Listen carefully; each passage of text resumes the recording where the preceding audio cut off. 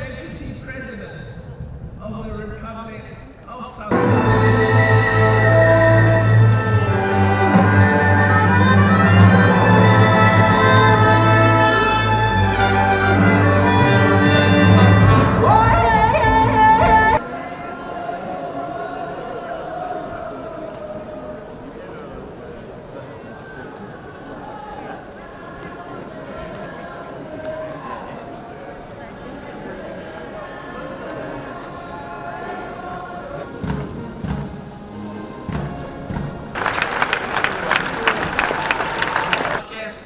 To remain standing for the final compliments.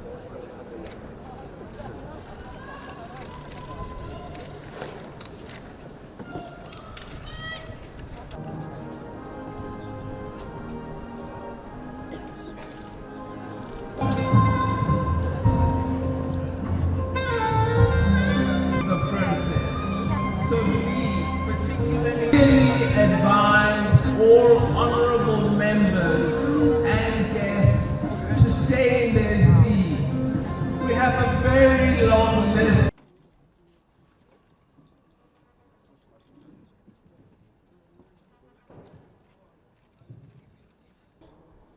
And maintain the Constitution and all other law of the Republic. And I solemnly and sincerely promise that I will always promote all that will advance the Republic and oppose all that may harm it. Protect and promote the rights of all South Africans. Discharge my duties with all my strength and talents to the best of my knowledge and ability, and true to the dictates of my conscience. Do justice to all and devote myself to the well-being of the Republic and all its people. So help me God.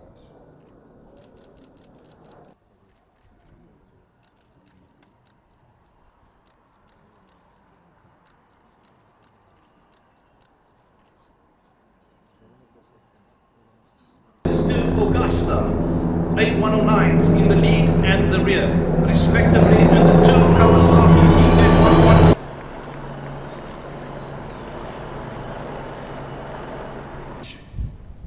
As our religious leaders just did, for our spirits to be lifted, for our fortunes to be restored. We owe this noble mission our courage. We must be brave and we must be bold. This is a new tide that heralds progress, transformation, and deep fundamental change. We look to this rising tide with optimism and hope. We must reject every attempt to divide or distract us, to sow doubt and cynicism, or to turn us against one another. Those who seek to stand in our way, those who seek to inflame tensions in our country, will not succeed, because South Africans are resolute.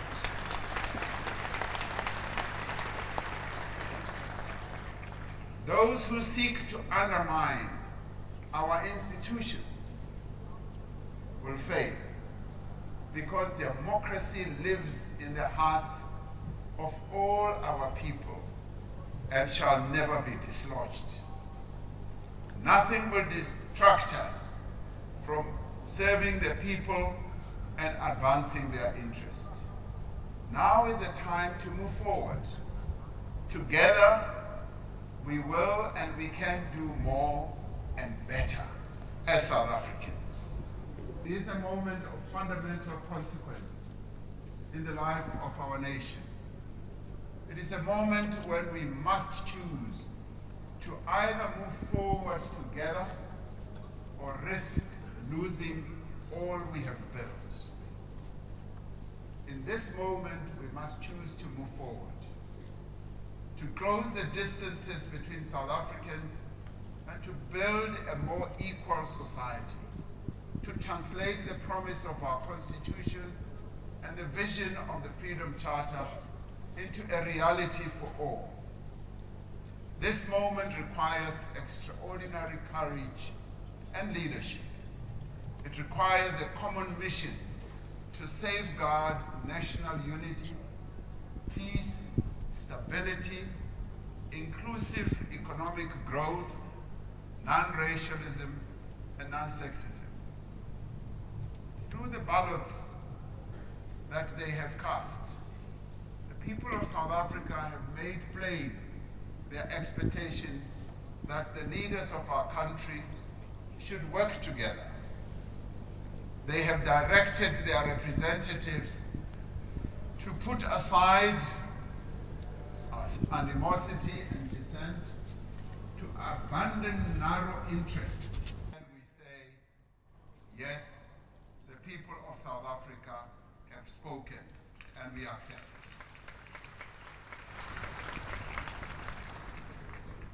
Their will shall be done without any doubt or any question.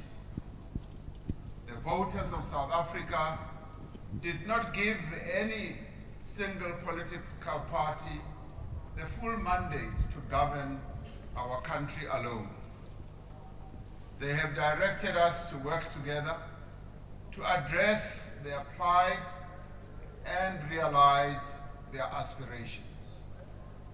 They have expressed their appreciation of the progress in many areas of their lives over the past 30 years of democracy.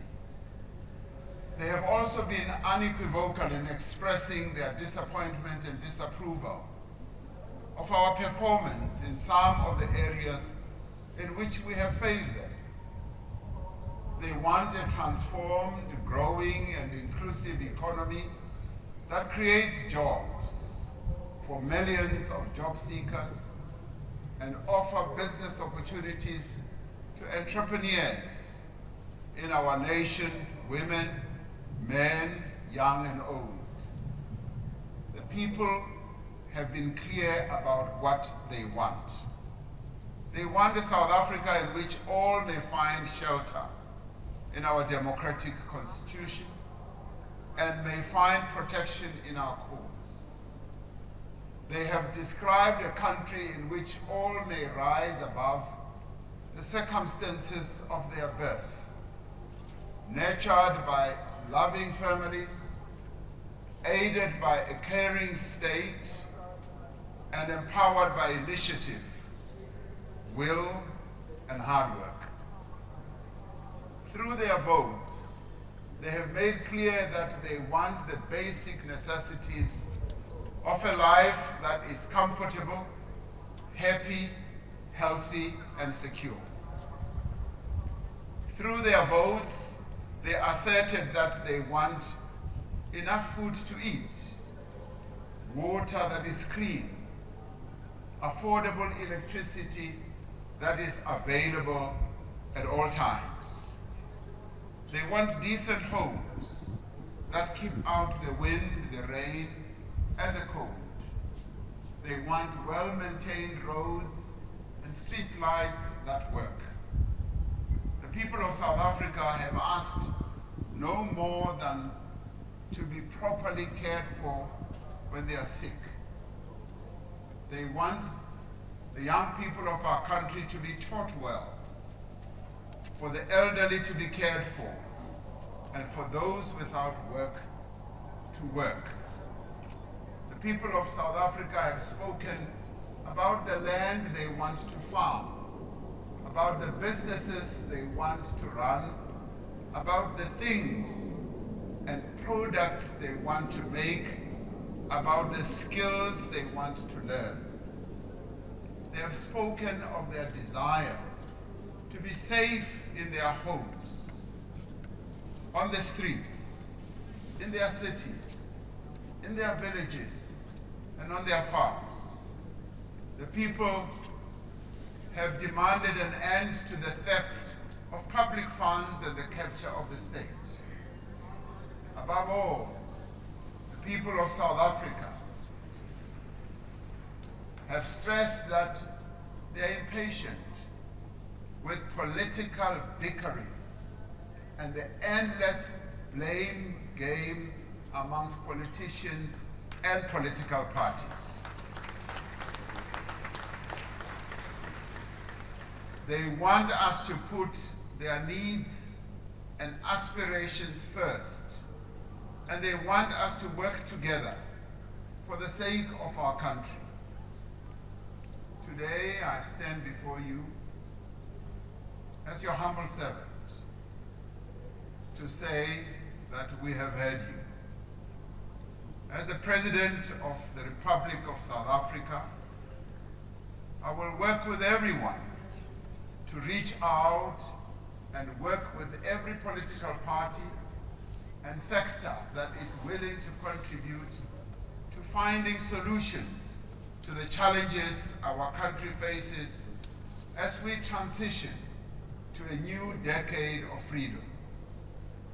30 years have passed since we turned our back on racial tyranny and embraced an open and democratic society. We've made great strides in building a new society that is founded on strong democratic institutions and universal freedoms.